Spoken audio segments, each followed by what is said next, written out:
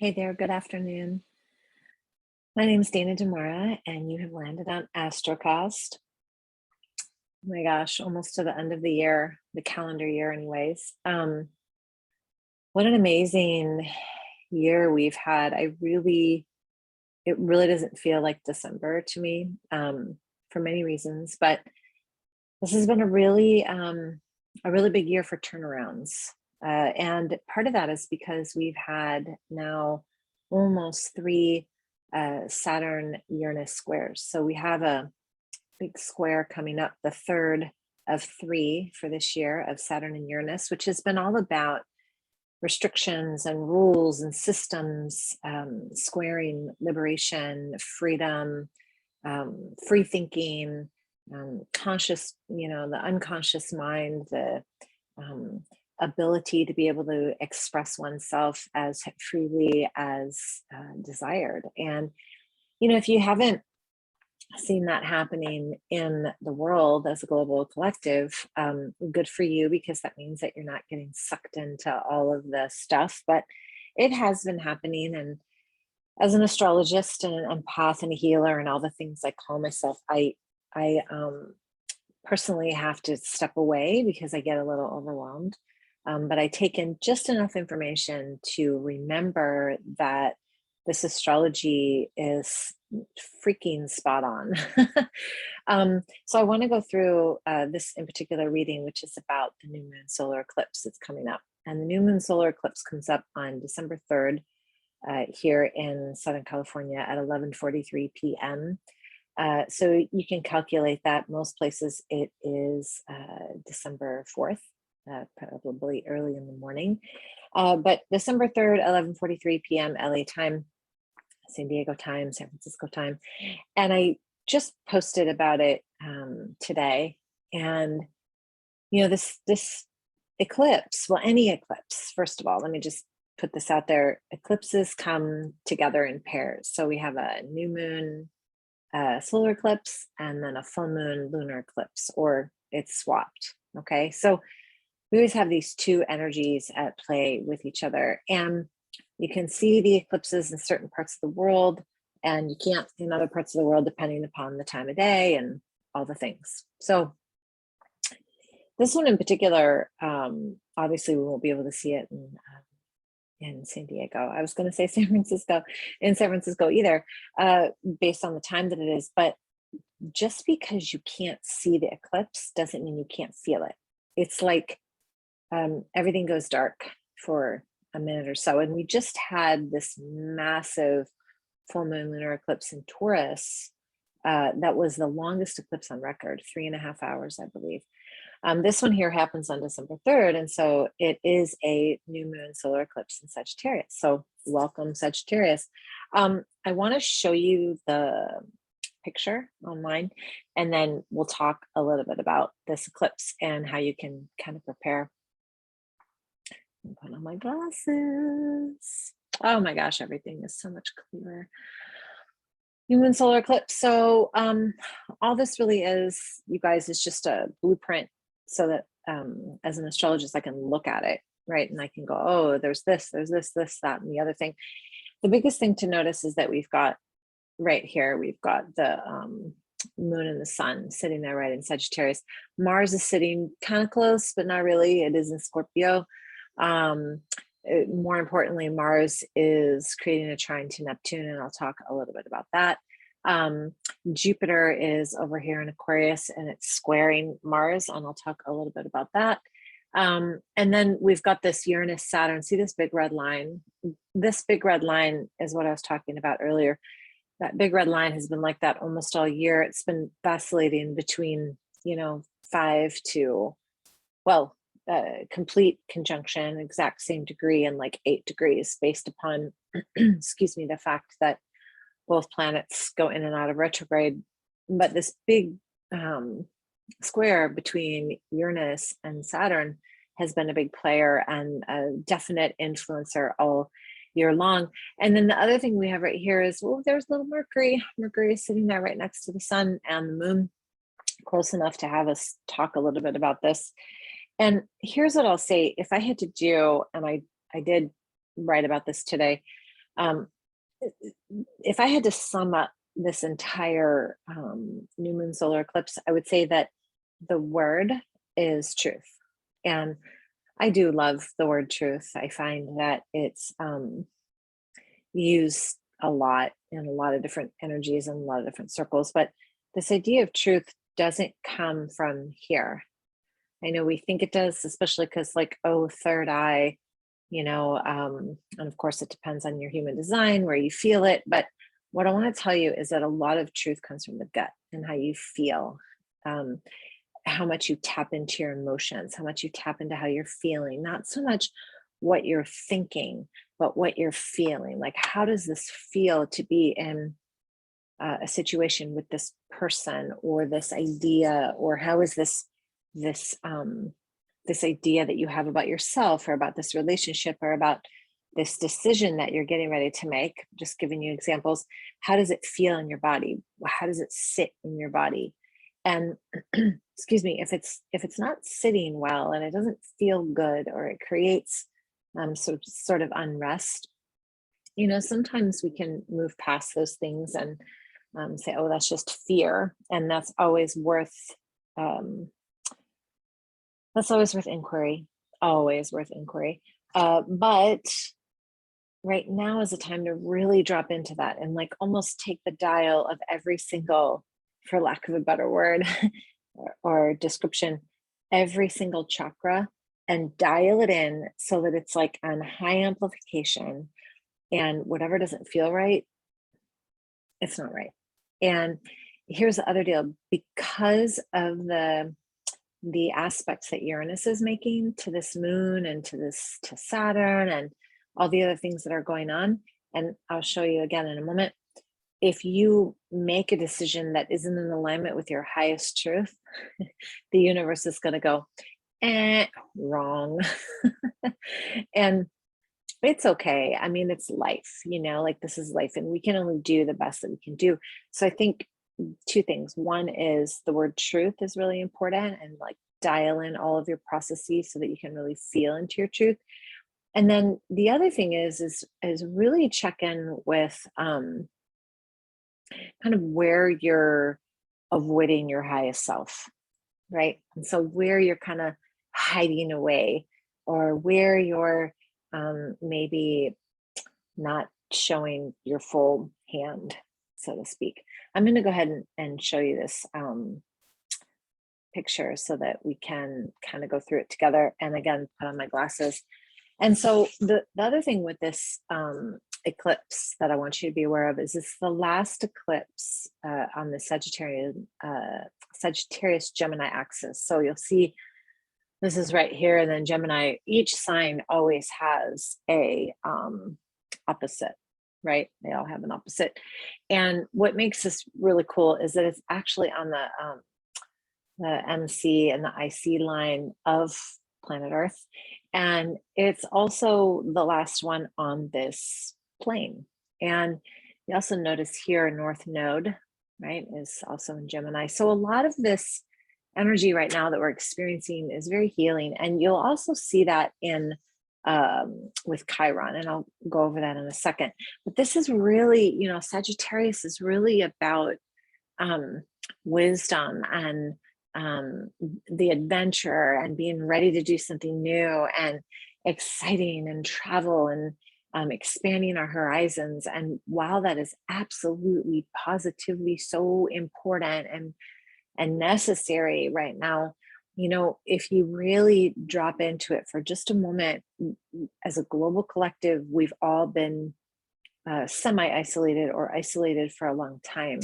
And we've had time to really think about what's important and what we truly desire. And we've had time away from certain people and certain situations that create frustration and angst. And so now, I know, as hard as those situations sometimes are, for many, many reasons, the other thing to think about is it actually gives you the opportunity to dial in this apparatus that you call your body to a higher frequency, because you're not distracted, right, by all the outside influence. So now we all go out into the world completely bombarded with all of this noise. So all I'm saying is be super mindful about when and how you're making decisions to move forward, because new moons are about setting intentions. I just want you to come from a place that isn't sweeping you away into maybe an old pattern or something that you thought you wanted before, and you're just jumping in because, well, that was how it was before. I want you to really drop into, again, how you feel and where truth is sitting in your body. So I hope this is making sense. I really do. You want to walk away from the things that don't really spark joy for you right now. And I know that can be slightly challenging. Sometimes I know sometimes we work at a job that we have to stay with for a certain reason, or maybe we're not quite ready to leave a relationship, or maybe it's the holidays or whatever. Feel into what makes you feel really good, and know that new things and new opportunities are coming. You don't have to rush toward them. They'll show up. They're going to show up. And the universe is going to make sure that you are making the right decision. Excuse me. So Uranus right here is quincunx to this new moon and to Mercury. And so when Uranus makes this type of aspect, it creates a sense of almost like nervousness or pressure, or Uranus is the higher mind, so it asks us to really pay attention to that, for lack of a better word, that buzzing of like, what about this, and what about this, and don't forget about this, and how about this, and these like little inspirational thoughts and ideas that will come through that can be defined as like flashes of insight, but can also contribute to ADHD. And I mean that from such a loving place, because sometimes I feel like, I experience that where I'm just all over the board. So just be mindful of what thought processes you're actually following. Maybe take a breath or two or three before you just jump in. And then that means Mercury is quincunx to that. And Mercury is the lower mind. And the reason I say that is because Mercury is conjunct this, the sun and the new moon. And so you've got now this energy between the lower mind and the higher mind, and it's like boing, boing, boing, on one side. The other thing is that it actually could provide clarity. So again, every time, I'm going to go ahead and stop share. Every reading that I give here is going to give you an opportunity to look at all of this in two ways. There's always a dark and a light. There's always various options on how to interpret the astrology. And so when this type of energy happens, it can be, you can look at it as an opportunity to dial in your intuition and go, wait, how does that feel? And I really want to be clear about this. And I want to just pause for a minute and let me just dot all my I's and cross all my T's. And how to know what's true, again, is to, yes, sit in it, but also focus on what you believe and what feels true for you in this moment.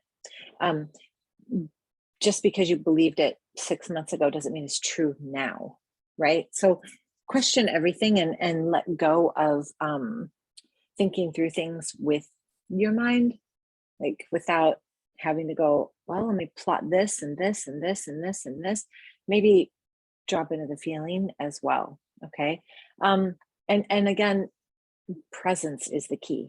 So have deep presence and awareness of how you're feeling, what's around you, what's sparking a feeling of joy, what's sparking a feeling of frustration. Like really listen in to all of this. I'm going to go ahead and share my screen again.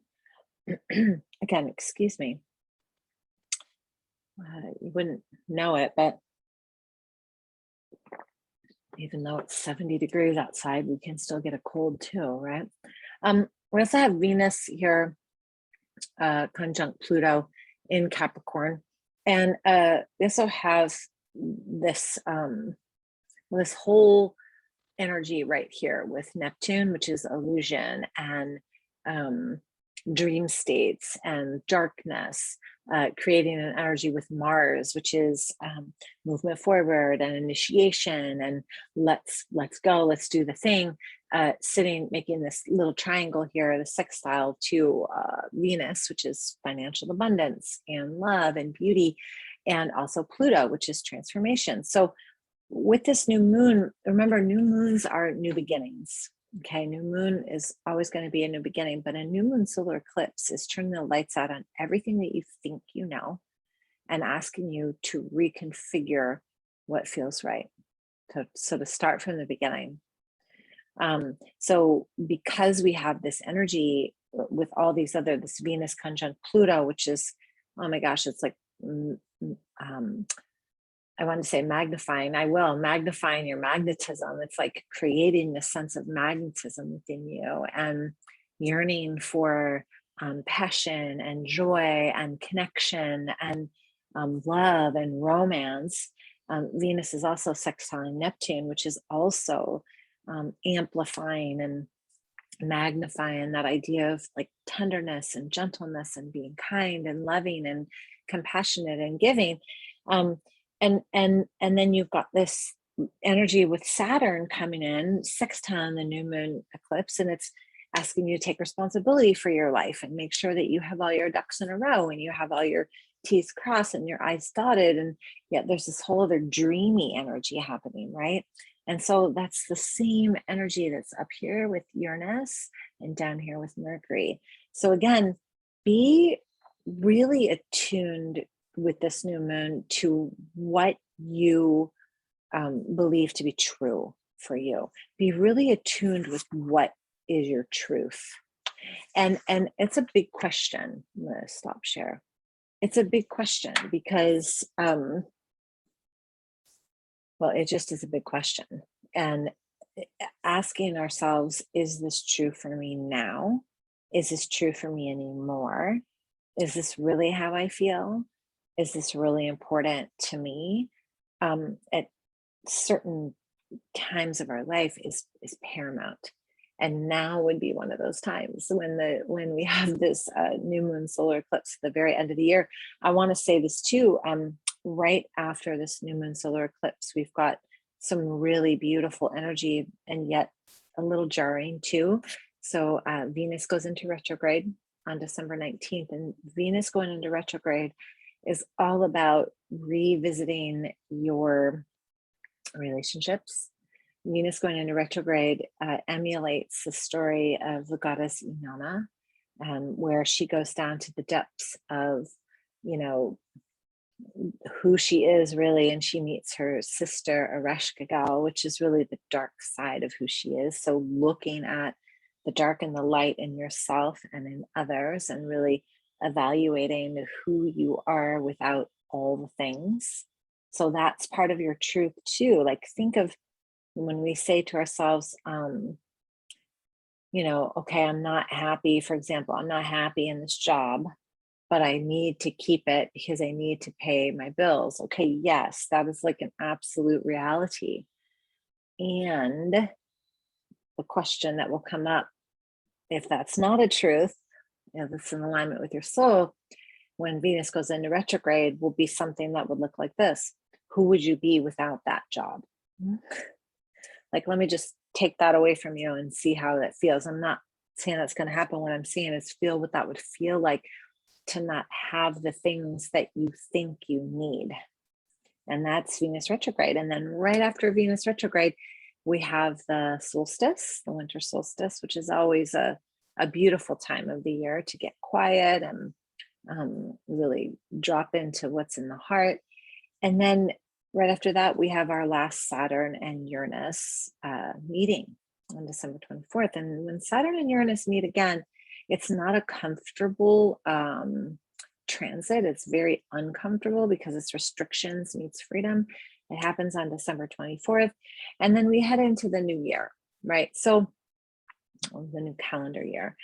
And so what I'll say is with this energy of the new moon solar eclipse is be really aware of how you feel. Be really aware of like where things sit with you, and don't be afraid to let things go. Don't be afraid to let things go. Don't be afraid to say how you feel. Don't be afraid to express your truth.